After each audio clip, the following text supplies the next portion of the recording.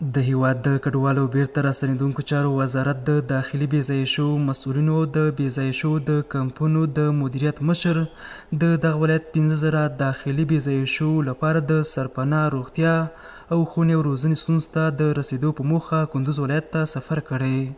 دوی دغه راز زیاتوي چې ټاکل شوی نږدې راتلونکي له کابل څخه زر داخلي بېځایه شوي کورونه کندوز ته انتقال او د ژوند کولو ټول اړینې اسانتیاوې ورته برابرې کړي. د داخلي بېځایه شوو ریاست چون دغه دنده په غاړه لري، نو شپه او ورځ هم تلاش کړی دی چې څنګه وکولای شو دغه داخلي بېځایه شوو ته چې دا خپلو کورونو ته او خپلو سیمو ته انتقال شي د پای ټکی کېښودل شي. Want to forget also all the returnees coming from Pakistan or Iran who also today arrived in or are back to Kunduz province as well. البته این صرف بیجا شده داخلی را ما توجه نمی داشته باشیم. اگه خلک چې د مختلف هیوادونو نه بیرته افغانستان ته راستنه شوي دي، هغه خلکو ته هم مونږ کوشش کوو.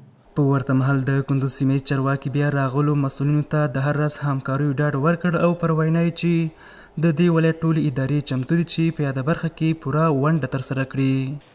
انشاءالله موږ هم اطمینان ورکوو، دوی ته ډاډ ورکوو چې موږ درسره ملګري یو په دې کار کې. موږ انشاءالله درسره همکار یو. زموږ ټولې ادارې، که د صحت اداره ده، مثلا که د معارفو اداره ده، پوهنتون اداره ده، ټولې ادارې زموږ انشاءالله ستاسو سره همکار دي.